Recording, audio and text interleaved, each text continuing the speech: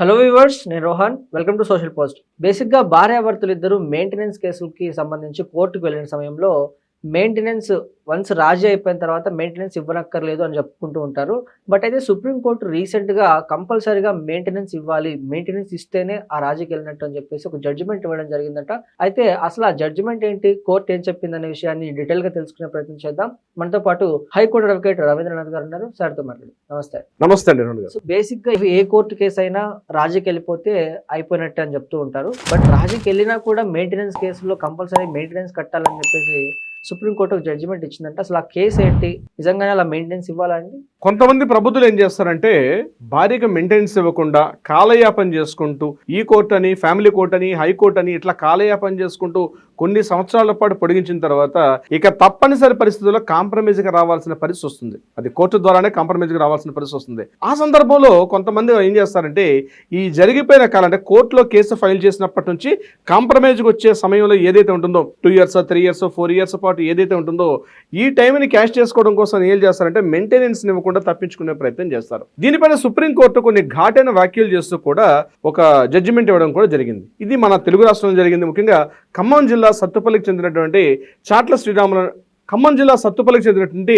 చాట్ల రమేష్ అనేటువంటి వ్యక్తి ఏం చేశాడంటే, ఇతను న్యాయవాది, ఇతను కూడా అడ్వకేట్, మ్యారేజ్ అయింది.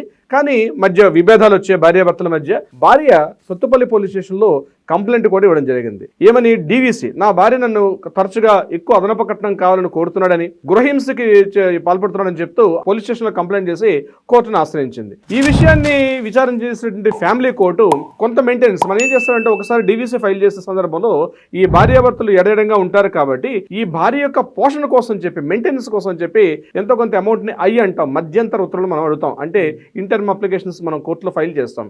అందులో కొంత అమౌంట్ ఇవ్వమని చెప్పి సదరు భర్త గారికి కోర్టు ఆదేశించింది కూడా. కానీ భర్త గారు ఏం చేశారంటే ఆ విషయాన్ని పెడచని పెట్టి ఏదైతే కోర్టు ఇచ్చినటువంటి మెయింటెనెన్స్ ఇవ్వకుండా కాలయాపన చేస్తూ వచ్చాడు. చివరికి ఫ్యామిలీ కోర్టులో ఈ కేసులో ఏం జరిగిందంటే, తప్పనిసరిగా మెయింటెనెన్స్ ఇవ్వమని చెప్పినప్పుడు ఇతను దాన్ని హైకోర్టులో ఛాలెంజ్ చేశాడు. నేను ఇవ్వాల్సిన అవసరం లేదు అన్నట్టుగా అతను హైకోర్టులో అప్పీల్ చేస్తే హైకోర్టు ఈ కేసు మీద డిస్మిస్ కూడా చేసేసింది ఈ కేసుకి సంబంధించి. తర్వాత ఇతను ఏం చేశాడు, తనకు ఉన్నటువంటి అడ్వకేట్ కాబట్టి ఇతను స్పెషల్ లీవ్ పిటిషన్ అని చెప్పి కోర్టులో సుప్రీంకోర్టును ఆశ్రయించాడు. సుప్రీంకోర్టును ఆశ్రయించి ఇదే విషయం మాట్లాడుతున్నప్పుడు సుప్రీంకోర్టు ఒకటే చెప్పింది, అంటే నాకు రాజీ కాంప్రమైజ్ అవ్వాలనుకుంటున్నాను, సో నా భార్య నుంచి May 2 వచ్చిన తీర్పిది, నేను కాంప్రమైజ్ అవ్వాలనుకుంటున్నా అని చెప్పి కోర్టును ఆశ్రయిస్తే కోర్టు ఒకటే అడిగింది, మీరు కింద కోర్టులో ఇచ్చినటువంటి మధ్యంతర ఉత్తర్వులు ఏవైతే ఉన్నాయో మెయింటెనెన్స్ సంబంధించి అది క్లియర్ చేశారా అని అడిగింది.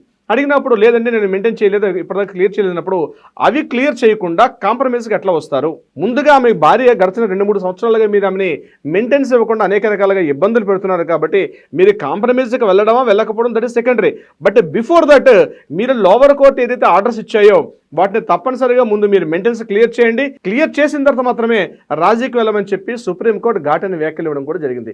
ఈ విషయాన్ని మనం ఎందుకు వీడియో ద్వారా చాలా మంది, వేలాది మందికి, లక్షల మందికి ఎందుకు అందజేయాలంటే, చాలా కేసుల్లో ఇది ఒక పెద్ద స్టక్ అయిపోతుండే. చాలా మంది మెయింటెనెన్స్ అడిగితే మెయింటెనెన్స్ కోర్టు ఆర్డర్ ఉన్నప్పుడు కూడా ఇతను కోర్టు ఆర్డర్ని ఒబే చేయడు, పై కోర్టుకు అప్పీల్ చేసుకుంటాడు. పై కోర్టుకు అప్పీల్ చేసుకుని ఆ మెయింటెనెన్స్ కొన్ని సందర్భాల్లో మెయింటెనెన్స్ ఒక 50,000 ఇవ్వాల్సిన సందర్భంలో ఒక 25,000 10,000 రూపాయలు ఇస్తానని చెప్పి ఇతను అప్లై చేసుకోవడం వేరు.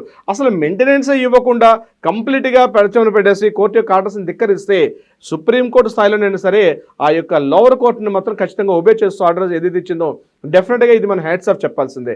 ముఖ్యంగా భర్తలు గుర్తుపెట్టుకోవాల్సింది, భర్తలు ప్రతి ఒక్కరు కూడా మీరు మీ భార్యతో గొడవపడి కాస్త మీరు దూరంగా వెళ్తున్నారంటే మీ భార్యకి మీరు మెయింటెనెన్స్ ఇవ్వాల్సిందే.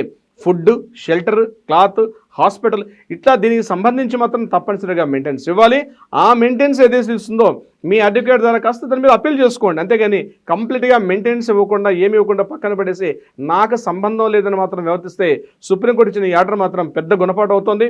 ప్రతి ఒక్కరు ఏదైతే మెయింటెనెన్స్ ఉందో ఆ మెయింటెనెన్స్ విషయంలో ఛాలెంజ్ చేసుకున్న వెసులుబాటు కూడా మీకు ఉంటుంది రోహన్ గారు. రైట్. అయితే చాలామంది భర్తలు కానీ భార్యలు కానీ ఈ మెయింటెనెన్స్ కేసుల విషయాల్లో చాలా సతమతమైపోతూ ఉంటారు. కొన్ని సందర్భాల్లో భర్త మెయింటెనెన్స్ కట్టనక్కర్లేకుండా భార్య క్లెయిమ్ చేయడం, లేకపోతే కావాలనే కేసులు పెట్టడం, ఇలా చేస్తూ ఉంటారు.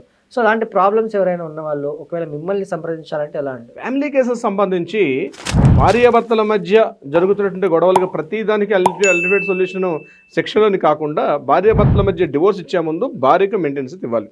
ఇలాంటి ఇష్యూస్తో ఎవరైనా ఇబ్బంది పడుతూ ఉంటారు, తప్పనిసరిగా కింద స్కూల్తో నెంబర్ని కాంటాక్ట్ చేయండి. మన లీగల్ టీం వాళ్ళకి అందుబాటులోకి వస్తారు, కావాల్సినటువంటి సూచనలు సలహాలు కూడా ఇచ్చే ప్రయత్నం చేస్తారు. రోహన్ గారు, రైట్ అండి, thank you so much. Thank you so much.